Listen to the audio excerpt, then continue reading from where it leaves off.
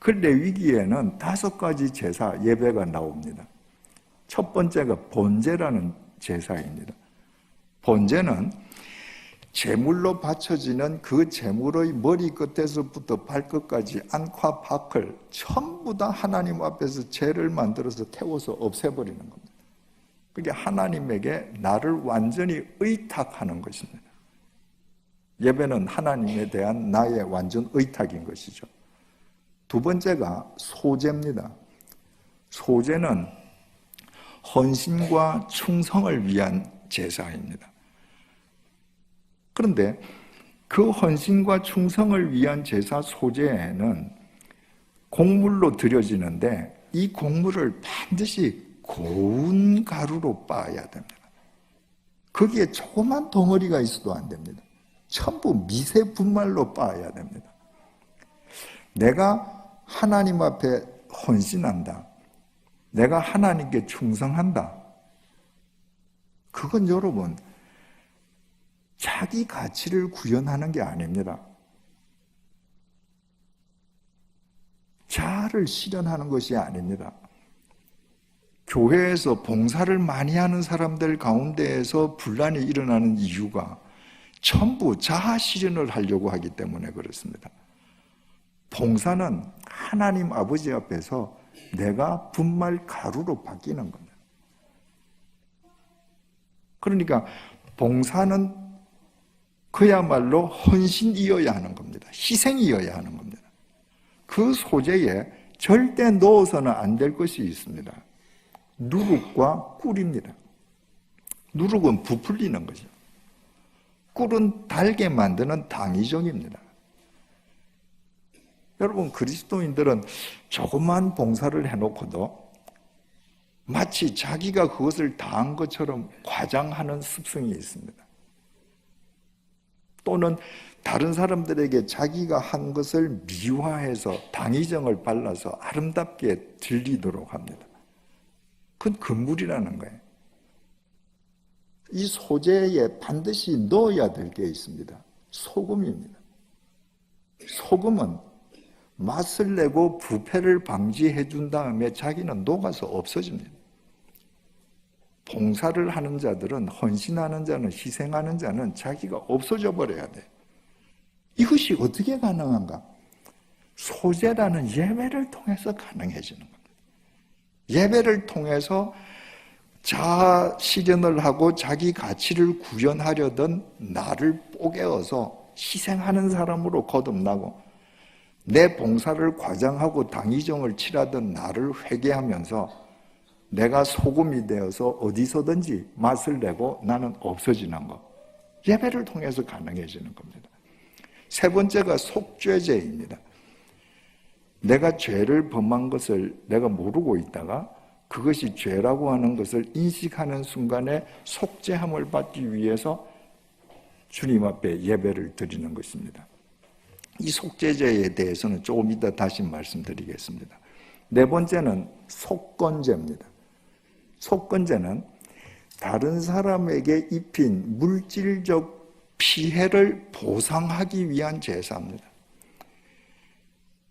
한국 그리스도인들이 대사회적으로 가장 잘못하는 것 중에 하나가 남에게 금전적인 불이한 방법으로 남에게 금전적인 피해를 입히고 나서 하나님께 기도하고 자기 혼자 용서받았다는 거예요. 성경은 그렇게 가르치지 않습니다. 네가 다른 사람에게 물질적 피해를 줬냐? 가서 갚아라. 이것이 성경의 가르침입니다. 사람을 찾아가서 갚을 뿐만 아니라 하나님 앞에도 예배를 드려야 합니다. 그 예배를 통해서 내가 그때 내가 나쁜 심보로 그 사람에게 내가 물질적으로 큰 피해를 줬구나 깨닫고 내가 월요일날 찾아가서 그 사람 손을 잡고 형제요, 내가 그때 당신에게 이런 피해를 줬는데 내가 좀 형편이 안 돼서 다는 안 되지만 이거라도 일단 좀 받아주시게. 이것이 그리스도인의 삶이 되어야 한다는 것입니다. 마지막 제사가 화목제입니다. 화목제라고 하는 것은 일종의 잔치 제사, 페스티벌 제사입니다. 이 화목제는 세 가지 목적으로 드려졌는데요. 첫 번째는 감사, 내가 감사할 일이 있을 때 드리는 제사. 두 번째, 내가 무엇을 서원할 때 드리는 제사, 서원제. 세 번째로 낙헌제, 그저 주님을 생각만 해도 좋아서 드리는 거예요. 그런데 이 화목제는 다른 제사와 다른 특징이 있습니다. 다른 모든 제사는 번제처럼 제물을 완전히 제로 만들든가 아니면 제물의 일부를 태우고는 나머지 제물은 제사장에게 바쳐야 합니다. 그럼 제사장이 하나님을 대신해서 그 제물을 먹어주는 겁니다.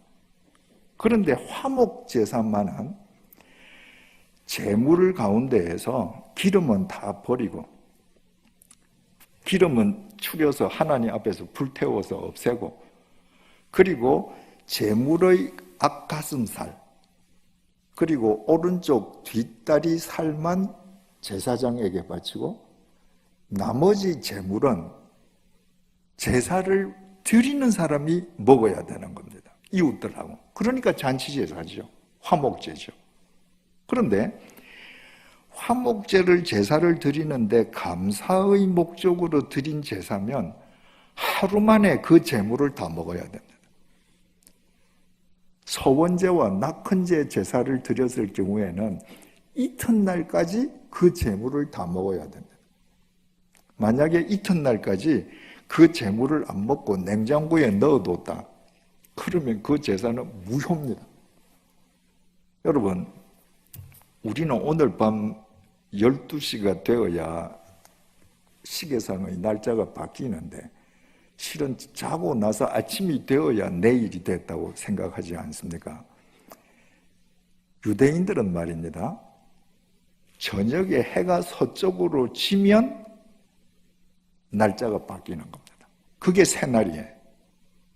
그러니까 내가 감사제로 지금 하나님 앞에 화목 제사를 드렸는데 오후 3시쯤 제사를 드렸다고 합시다. 그러면 팔레스타인은 해가 빨리 지거든요. 한 5시 반에 해가 진다고 하면 그날 당일 내로 제물을 다 먹어야 되니까 내가 3시에 제사를 드렸다. 그럼 5시 반까지 2시간 반 동안에 그 제물고기를 다 먹어야 됩니다. 가령 소 한 마리를 번제물, 화목제물로 바쳤다. 그러면 소 한 마리가 일반적으로 700kg에서 800kg가 나간답니다.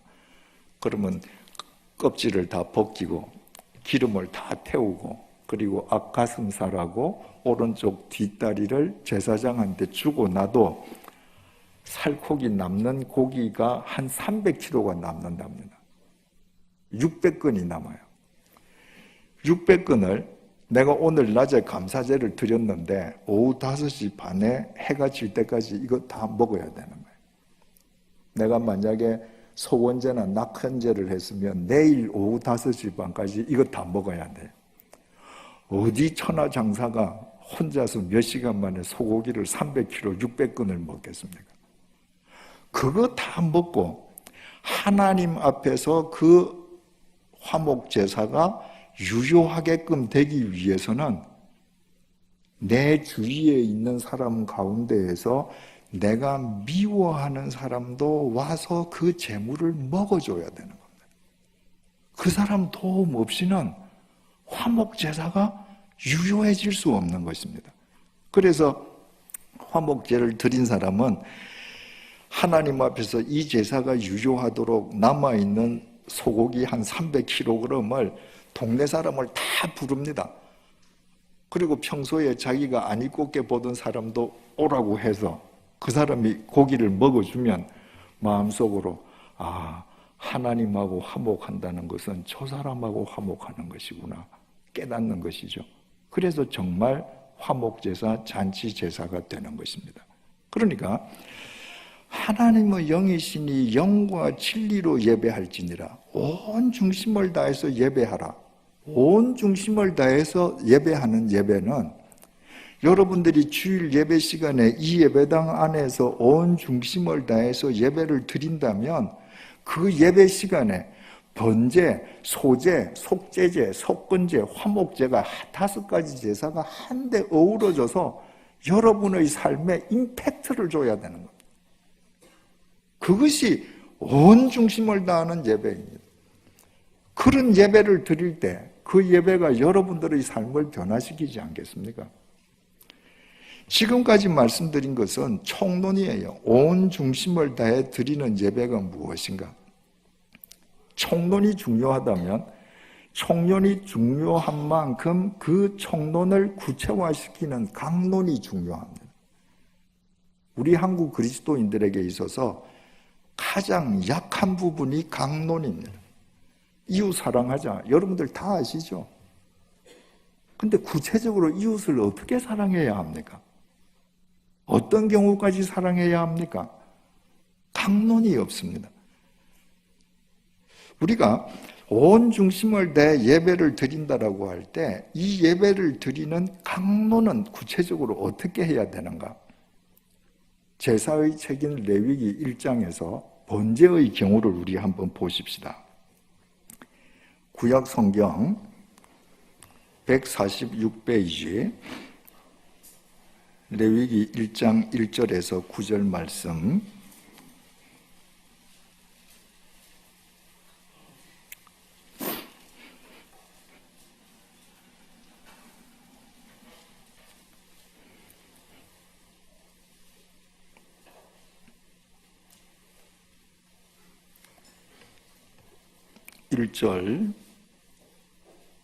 레위기 1장 1절입니다.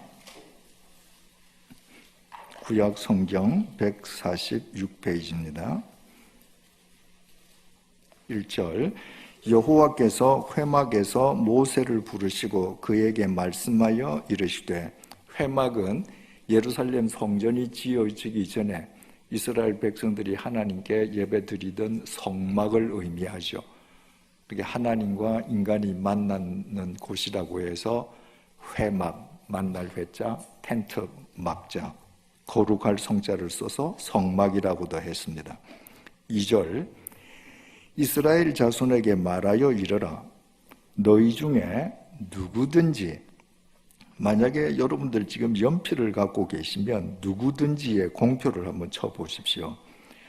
너희 중에 누구든지 여호와께 예물을 드리려거든 가축 중에서 소나 양으로 예물을 드릴지니라. 지금 번제에 대해서 설명하는 이 레위기 1장 1절부터 9절까지의 주어는 누구든지, 하나님께 제사를 드리려고 하는 누구든지, 바로 그 사람이 주어입니다. 자, 3절을 보겠습니다. 그 예물이 소의 번제이면, 우리 성경에는 주어가 빠져 있습니다. 히브리어 성경에는 주어가 기록되어 있습니다.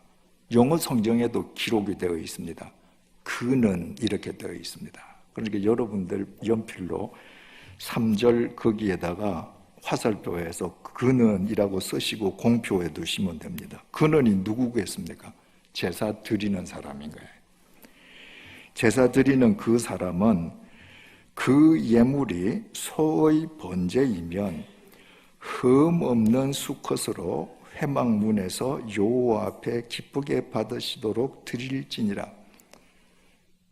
여러분, 이스라엘 백성들이 하나님께 제물을 바쳐 드릴 때 그 제물의 의미가 뭐예요? 그냥 하나님이 가축을 좋아하시고 짐승을 좋아하셔서 짐승을 바치는 겁니까? 아니죠. 나를 바치는 거잖아요. 나 대신에 제물을 바치는 거예요. 그런데 3절 그는 그 예물이 소의 번제이면 흠 없는 수컷으로, 흠 없는, 여러분 공표 쳐두십시오.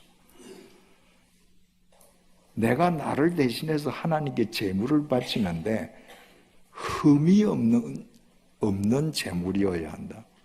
그럼 무슨 의미가 되겠습니까?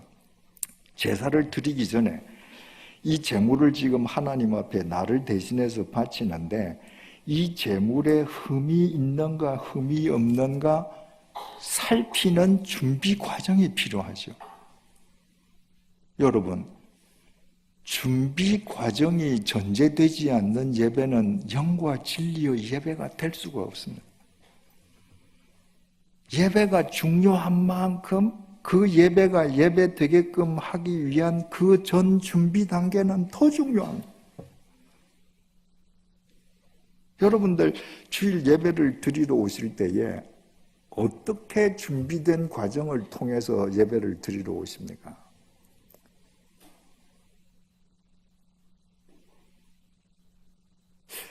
예배는 예배당 안에서 예배 시작 시간에 시작되는 것이 아니라 여러분들께서 주일날 아침에 예배당을 찾아 나오기 시작하는 순간부터 이미 예배는 시작되는 겁니다. 이스라엘 백성이 번제를 바치기 위해서 그 제물에 흠이 있는가 없는가 면밀한 눈초리로 살피는 순간부터 제사가 시작되는 것하고 똑같습니다. 준비되는 과정부터 예배가 시작된다. 그러면 내가 주일 예배 시간에 나의 복장부터 달라지지 않겠습니까? 내가 편한 옷을 입고 간다. 그 준비 없는 거죠. 새 옷이 아니라 내가 단정한 복장을, 왜? 예배는 예절을 갖추어서 주님께 배하는 건데 예절을 갖추는 것에는 당연하게 의관 정제가 포함되는 것이거든요. 이 교회는 여기 스크린이 안 나와서 참 좋습니다. 요즘은 교회마다 예배 시간에 전부 다 스크린에 성경 구절 찬송가까지 다 띄워줍니다. 주일날 성경책을 가져갈 필요가 없습니다. 여러분, 그 예배가 영과 진리의 예배가 될 수 있겠습니까? 주일날 성경책을 들고 가는 것부터 준비가 시작되는 겁니다. 마음이 준비가 되는 겁니다. 제가 목회하던 100주년 기념교회에는 강단에 최첨단의 스크린 시설이 있습니다. 평소에는 천정 위에 감춰져 있습니다. 예배 시간에 한 번도 튼 적이 없습니다. 내린 적이 없습니다. 요즘은 예배 시간에도 스크린을 통해서 목사님 얼굴이 보이게 합니다. 하나님은 영이시니 예배하는 자가 영으로 예배할지니라. 보이지 않는 영이신 하나님께 내 영을 집중하기 위해서는 방해되는 모든 걸 차단해야 되는데 스크린을 걸어놓고 영이신 하나님이 보이겠습니까? 요즘 예배드리는 젊은이들은 IT 기기 가지고 성경을 봅니다. 거기에 성경 다 들어있고 찬송가 있으니까 편하죠. 근데 여러분 어떻습니까? 주일날 내가 성경책을 빼서 교회를 간다고 하는 이 성경책은요, 하나님의 말씀을 보는 용도 이외의 용도는 없습니다. 스마트폰 용도는 어떻습니까? 여기는 수백 가지 용도, 수천 가지 용도가 있습니다. 이 안에 들어있는 성경은 그 가운데의 하나일 뿐입니다. 내가 하나님께 예배만 드리는 용도인 성경을 들고 오는 마음과 주일날 이거 가지고 평소에 주중에 이거 가지고 게임하고 온갖 놀이 다 하던 그걸 들고 그 중에서 기능 중에 하나 성경과 찬송을 찾아서 부르는 것과 흠 없는 예배가 가능할 수 있겠는가? 거기다 어떻습니까? 이걸 가지고 내가 성경을 보면서 찬송을 부르려고 하면 비록 벨 소리는 무음으로 했다고 할지라도 내가 찬송을 부르는데 카카오톡이 찍 하나 왔다. 읽어야죠. 오늘날 우리가 이 제사의 책을 들여다보면 우리의 예배가 얼마나 준비되지 않는 예배인가, 얼마나 인스턴트 예배인가. 이런 예배에 우리가 열과 성을 다 한다고 할지라도 이 내비게이션 따라가서는 세상에서 빛과 소금의 역할을 다 하지 못하는, 오히려 신뢰가 추락하는 공동체로 전락하고 마는 것이죠.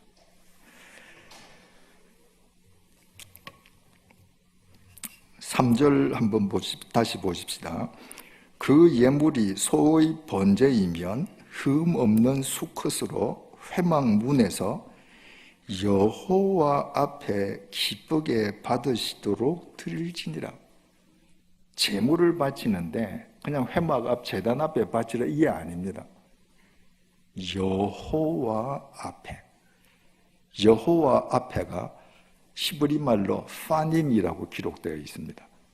이 파님을 그대로 번역하면요, 여호와의 면전에, 이 말입니다. 여러분, 하나님은 보이시지 않는 영이십니다. 근데 영이신 하나님께서 우리가 예배를 드릴 때 당신의 얼굴을 우리에게 내미시고 우리를 보고 계십니다. 그 하나님의 면전과 눈을 맞추는 것이 예배입니다. 그 영이신 하나님에게 내 영의 눈을 맞추려고 하는 나의 중심이 동원되지 않고는 참된 예배가 될 수 없는 것이죠. 제가 목회하던 백주년 기념교회는 주일 4번을 예배를 드렸습니다. 1부 예배 7시 반에 시작해서 4부 예배 오후 4시에 하면 이제 5시간 넘어서 주일 예배가 끝나는 것이죠.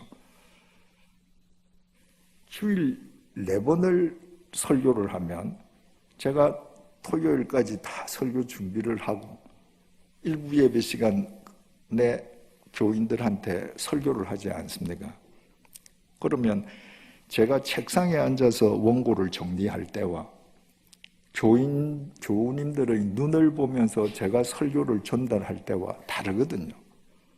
그러면 1부 예배가 끝나고 나면 제가 2부 예배가 시작될 때까지 제 방에 앉아서 이 단어는 이 단어로 교체하면 더 좋겠다. 제가 단어가 필요한, 수정이 필요한 단어가 있으면 교체를 합니다. 바꿉니다. 2부 예배 끝나면 또 그런 것을 느낄 때가 있습니다. 그러면 단어를 또 바꾸죠. 3부 예배 끝나고 나면 또 그렇습니다.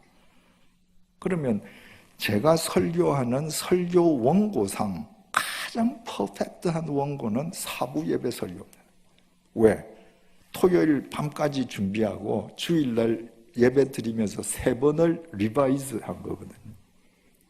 그런데 제가 주일날 4번을 예배를 드리면서 예배를 드릴 때 어느 예배에 가장 성령님께서 잠잠하게 인격적으로 역사하시는가?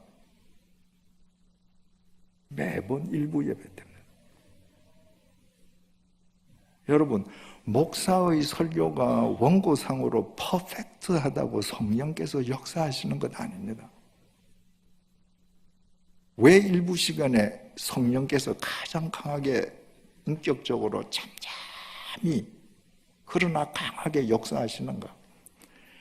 창세기 1장 2절 보면 하나님의 영은 수면 위에 운행하시니라 이렇게 되어 있잖아요. 그 운행하시다는 게 날개치다 이 말이거든요. 일부 예배 드릴 때마다 저는 늘 그 창세기 1장 2절 생각이 납니다. 성령님께서 날개를 치면서 교인들을 이렇게 어루만져 주시는 것 같은 것을 제가 늘 느낍니다. 왜? 백주년 기념교회는 서울 도심지에 있지 않습니다. 서울 저 끝에 있습니다. 그런데 각 지역에서 교회를 찾아오는데 일부 예배에 오기 위해서는 집에서 새벽까지 떠나야 됩니다. 특히 성가대원들 7시 반 예배에 서기 위해서 6시 반 이전에 교회에 도착해야 돼. 그러면 집이 먼 사람은 5시 반에 집에서 출발해야 되잖아요. 여성인 경우에는 4시 반에 일어나서 화장해야 되잖아요. 일부는 다 그런 사람들입니다. 일부는 다 파님, 하나님의 면전을 의식하는 사람들입니다. 그러니까 성령께서 더 역사를 크게 해주시는 것이죠. 여러분이 이번 주일부터 예배를 드릴 때마다 비록 눈에 보이는 것은 설교자의 얼굴이라 할지라도 그 얼굴 너머에서 여러분들과 눈을 맞추시기 원하시는 여호와의 면전과 여러분들이 얼굴을 맞출 때 그 예배가 여러분의 영을 소생시키는 것입니다. 3절을 제가 다시 읽겠습니다. 그 예물이 소의 번제이면 흠 없는 수컷으로 회막문에서 여호와 앞에 기쁘게 받으시도록 드릴지니라. 제물을 바치는데 누가 기쁘게 받으라는 거예요? 하나님이 기쁘게 받으라는 겁니다. 여러분, 오늘날 우리 개신교 예배는 어떻습니까? 대표 기도자가 기도할 때 정말 그 기도를 하나님이 들으시라고 기도를 합니까? 아니면 회중들 듣기 좋아라고 기도합니까? 성가대가 그렇게 시간을 내어서 열심을 내어서 준비해서 찬양을 할 때 하나님을 기쁘시게 하기 위함입니까? 아니면 사람들에게 들려주기 위함입니까? 어느 날 이혜인 수녀님하고 이야기할 기회가 있어서 그분에게 물었습니다. 그분이 개신교 교회도 많이 찾아가시고 이해가 많으신 분이기 때문에 가톨릭 수녀로서 개신교 예배에 대해서 무슨 혹시 코멘트 해줄 말이 있다면 어떤 말입니까? 하고 여쭈었더니 그분이 신부님들은 공부를 안 해서 강론을 잘 못하는데 개신교 목사님들은 참 설교도 잘하고 참 좋은 게 다 많은데 딱 아쉬운 게 한 가지 있다. 개신교 교회 예배당에 가서 예배 드릴 때 성가대가 찬양할 때 자기는 한 번도 은혜를 받아본 적이 없다. 개신교 교회의 찬양대의 찬양은 큰 교회고 유명한 교회 찬양대원들일수록 저 찬양이 과연 하나님께 드리는 찬양인가? 아니면 사람들 앞에서 자기네들의 기량을 뽐내는 찬양인가? 늘 질문이 든다는 거예요. 저는 그분의 그 말이 무슨 말인지 이해할 수 있습니다. 그분은 부산 광안리 베네딕토 수녀원에 있는데 그 수녀원 미사에 제가 참여했던 적이 있습니다. 그리고 저는 가톨릭 성당에서 여러 번 미사에 참여했습니다. 가톨릭은 성가대를 할 때 절대 소리 지르지 못하도록 교육을 받습니다. 하나님께만 올려드리는 소리거든요. 그래서 개신교의 성가대 지휘자나 이런 분들은 성당에 가서 가톨릭이 드리는 미사의 그 찬양을 한번 저는 다 들어보시기를 권합니다. 거기는 앉으면 아, 저분들은 정말 자기 영을 다해서 하나님께 지금 올려드리구나 알 수 있습니다. 오늘 성가대 잘못했다는 얘기 아닙니다. 잘하셨습니다. 일반적인 한국교회 얘기를 드린 겁니다. 우리의 모든 예배는 하나님 기쁘시게 하기 위함인 것입니다. 4절을 다시 봅니다. 그는, 여기는 주어가 나왔죠. 번제물의 머리에 안수할지니 그를 위하여 기쁘게 받으심이 되어 그를 위하여 속죄가 될 것이라. 제사가 제일 먼저 뭐부터 시작하는가? 제사자가 제물의 머리 위에 안수하는 것으로부터 시작합니다. 여러분, 아까도 말씀드렸듯이 그 제물은 곧 나를 대신해서 바치는 거잖아요. 그 제물이 나지 않습니까? 그러니까 제물의 머리에 안수한다는 것은 죄의 전가입니다. 내 죄를 이 제물에 전가시키는 거예요. 제사를 드리는 자가 반드시 제물의 머리에 손을 얹고 먼저 기도하는 겁니다. 하나님, 내가 이런 죄를 지었습니다. 죄의 싹은 사망이어서 내가 죽어야 하는데 나를 대신해서 이 제물을 하나님께 바쳐드립니다. 이 제물을 받으시고 나를 용서해 주십시오. 그때 하나님께서 그 제물을 기쁘게 받으신다는 겁니다. 여러분, 우리가 예배를 왜 드립니까? 우리가 의인이기 때문에 우리를 뽐내기 위해서 예배 드리는 거 결코 아닙니다. 우리가 죄인이기 때문에 예배 드리는 것입니다. 주님께서는 의인을 찾으러 오신 것이 아니라 죄인을 찾으러 오셨습니다.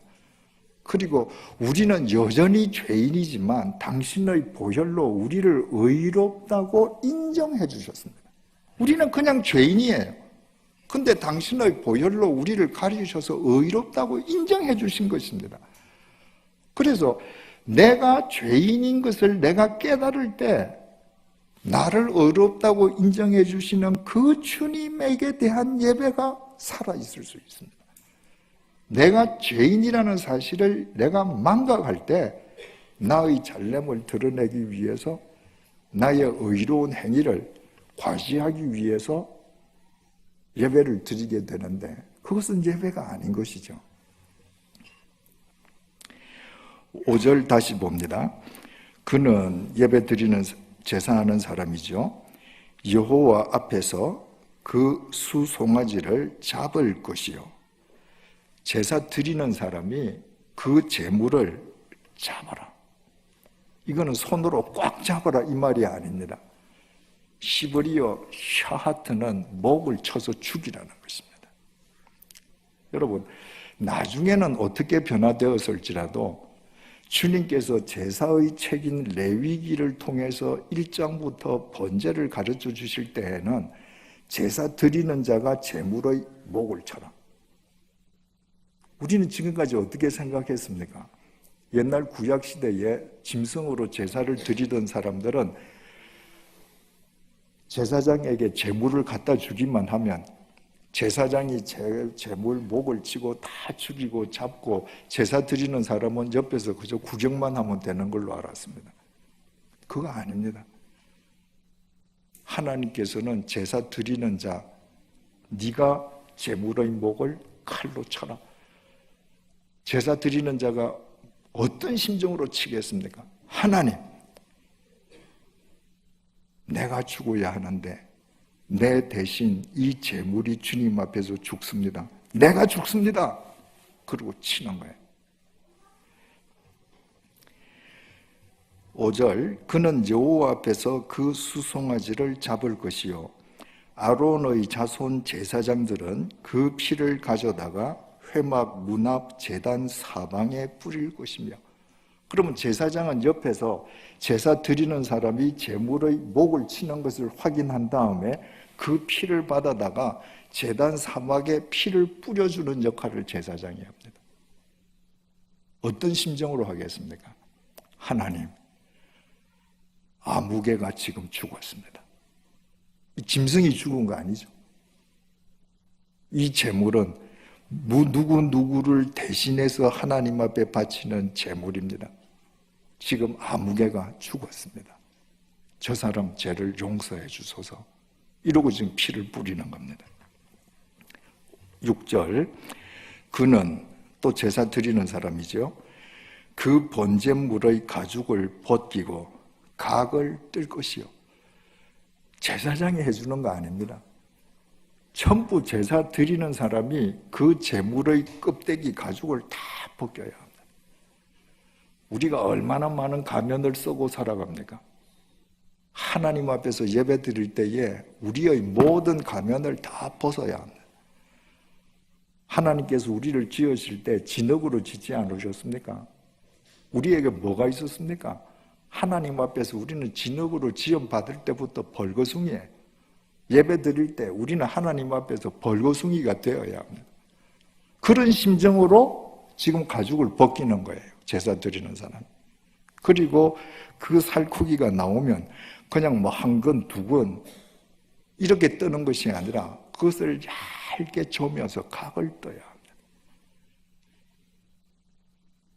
불의의 도구로 살았던 자기 사지백체를 도구를 뜨면서 하나님, 이제부터 주님의 의의 도구로 쓰겠습니다.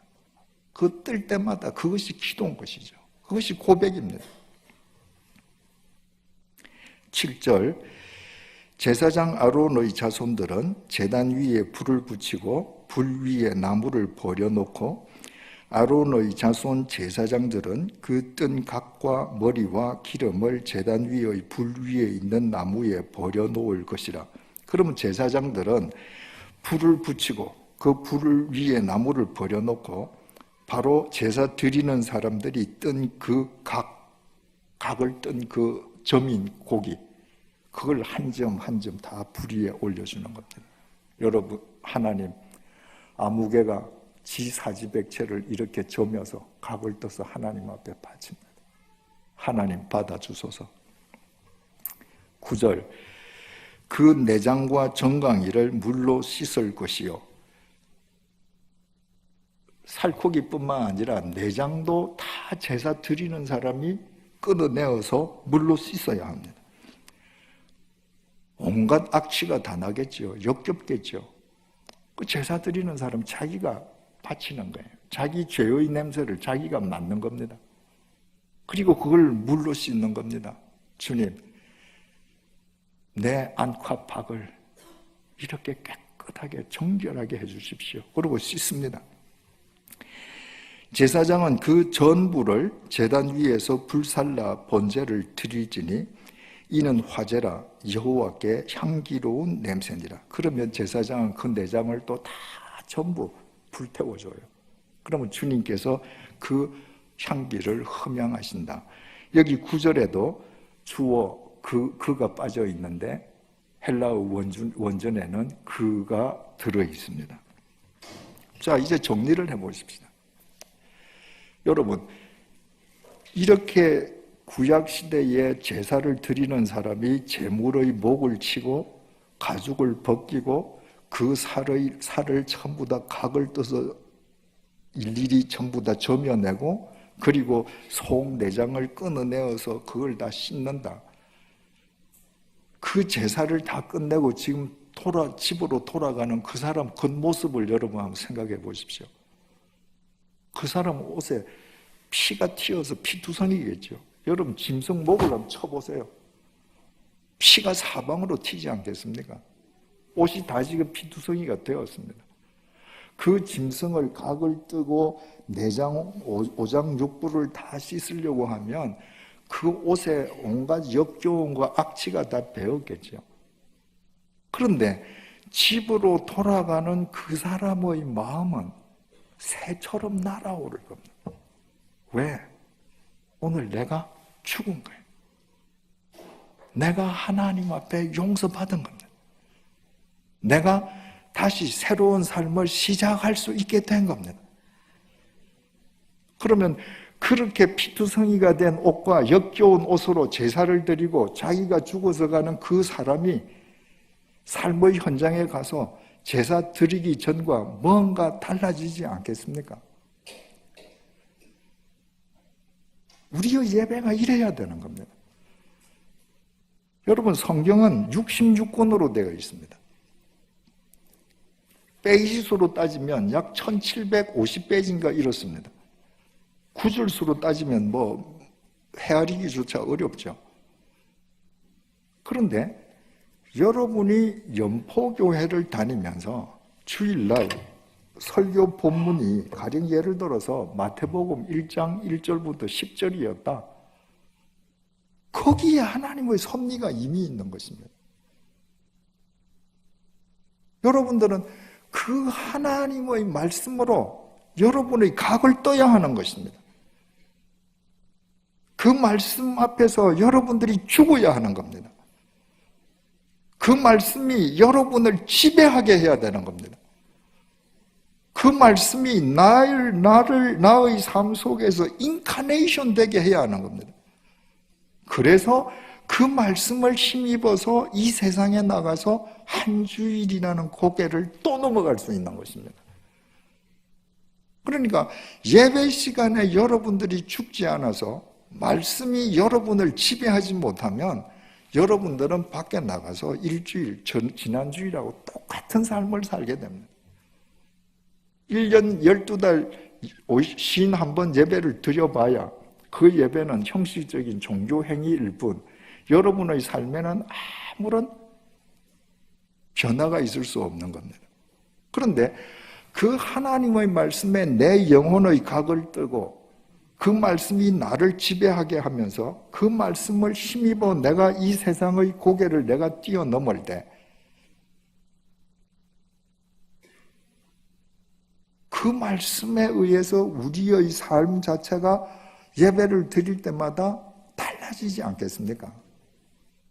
그러니까 진정한 예배는 예배당에서 1시간 만에 끝나는 것이 아니라 예배당 안에서 드린 예배가 시작일 뿐 그 예배의 완결은 우리의 삶 속 예배당 밖에서 이루어지는 것이죠. 로마서 12장 1절입니다.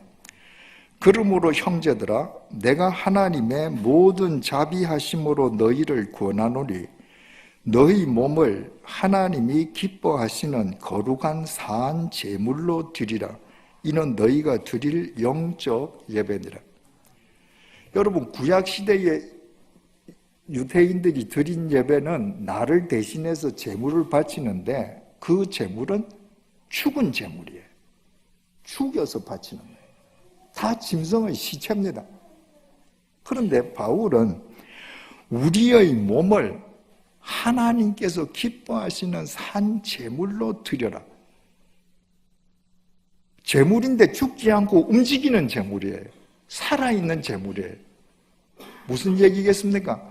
네 삶 자체가 제사가 되게 해라. 그러니까 예배의 생활화, 생활의 예배화가 우리의 예배를 통해서 이루어질 때 이 세상 밖에서 우리의 삶이 산 제물이 되는 것입니다. 그때 세상 사람들이 우리를 다르게 볼 수밖에 없는 것이죠. 그런 예배를 통해서 번제, 소제, 속죄제, 속건제, 화목제가 주일마다 내 삶 속에서 어우러져서 삶으로 드러나지 않을 수 없게 되는 것입니다.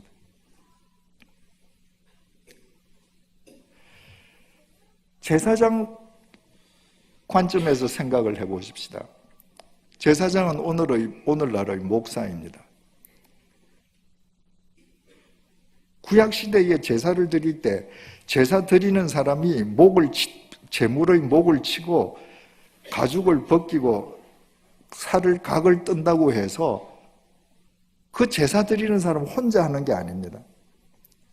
제사장이 돕고 리드해줘야 돼. 피를 뿌리면 하나님 앞에 하나님, 아무개가 죽었습니다. 이 사람 제 용서해 주십시오.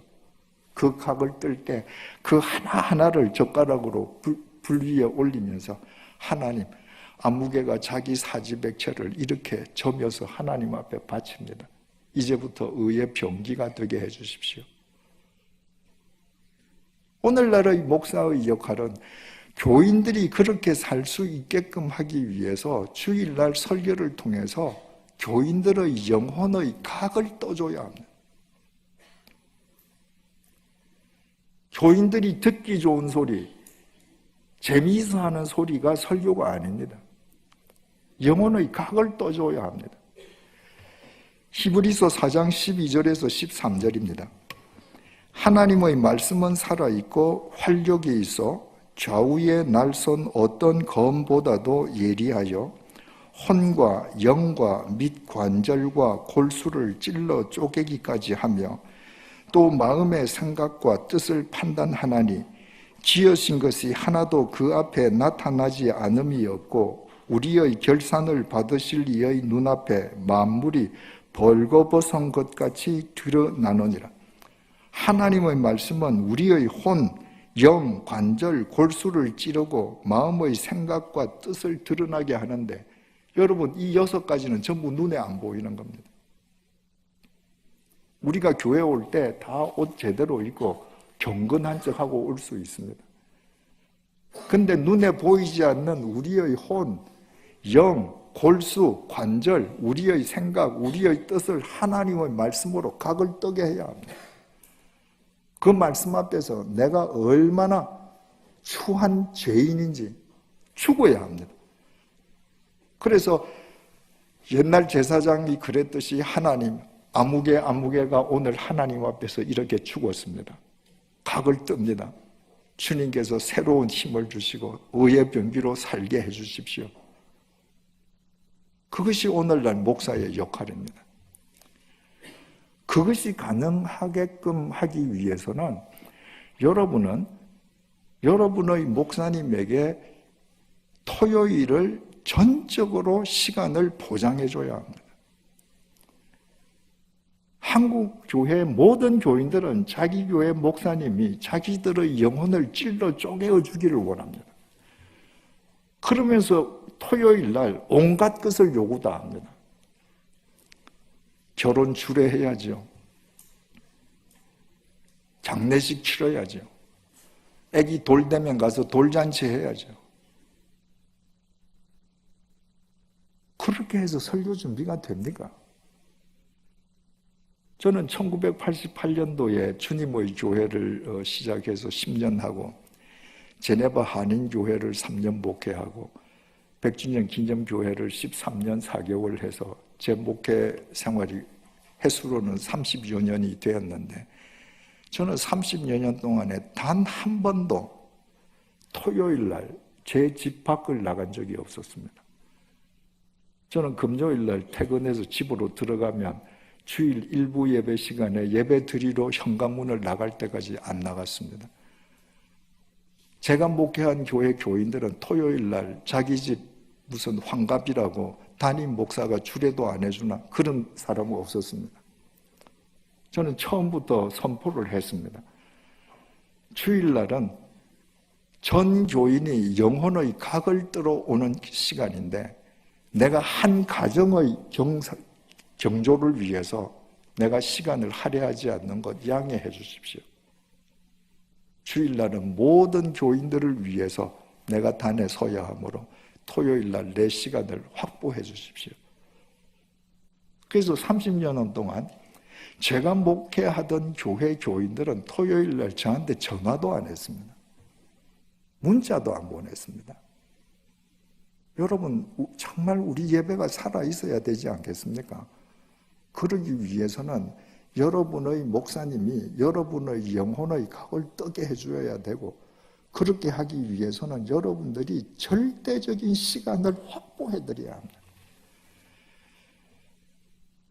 그때 그 목사님과 교인들이 한데 어우러지는 그 예배가 우리 각자의 삶을 바른 길로 인도하는 바른 영적 내비게이션이 될 수 있는 것입니다. 한 가지만 이야기하고 끝내십시다. 바울이 3차 전도 여행을 끝내고 예루살렘을 방문했습니다. 예루살렘 유대인들의 모함으로 로마 진영 내에 있는 감옥에 갇힙니다. 천부장 루시아가 보니까 바울에게 죄가 없거든요. 그런데 바울을 죽이기 전에는 먹지도 마시지도 않겠다고 결심한 사람들이 40명이나 된다는 사실을 알고 한밤중에 루시아가 가이사라에 있는 벨릭스 총독에게 바울을 보냅니다.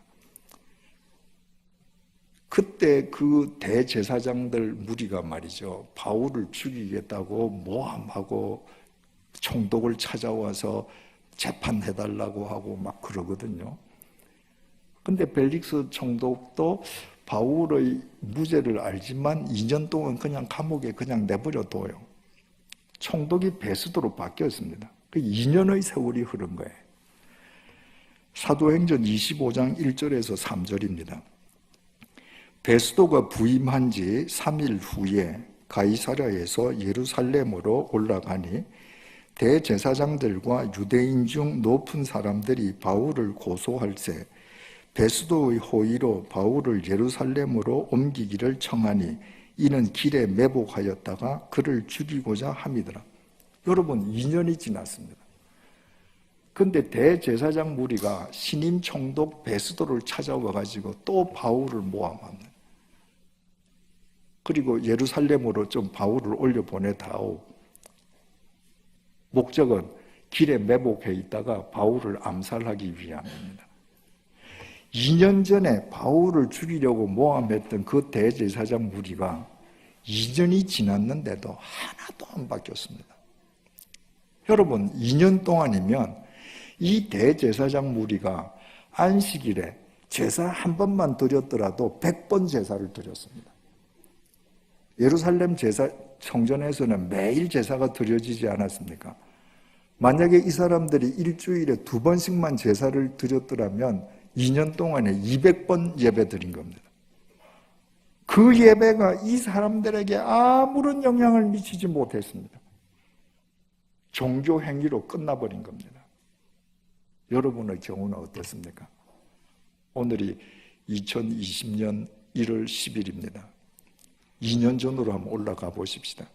2018년 1월 달을 정점으로 지난 2년 동안 여러분들이 주일 예배 100번 드리면서 여러분들에게 어떤 변화가 있었습니까? 이제 서두의 질문으로 되돌아갑니다. 첫 번째 질문, 우리가 왜 예배 드려야 합니까? 죄인이기 때문입니다. 우리가 죄인임에도 불구하고 십자가 보혈로 우리를 의롭다고 인정해 주신 그분을 찬양하고 그분과 교통하기 위해서 예배 드려야 합니다. 우리에게 예배가 무엇입니까? 하나님의 말씀이 나를 지배하게 하는 것입니다. 그날 그 말씀이, 그 말씀 앞에서 내가 죽는 것입니다. 그 말씀이 내 삶을 통해서 인카네이션 되게 하는 것입니다. 그래서 그 말씀을 힘입어서 일주일을 고개를 뛰어넘게 하기 위함입니다. 마지막으로 우리의 예배가 우리에게 어떤 영향을 미쳐야 하겠습니까? 예배당에서 시작된 예배가 우리 삶의 현장으로 이어져서 우리의 몸이 걸어다니는 거룩한 산 제물이 되는 동력이 되게끔 해주어야 합니다.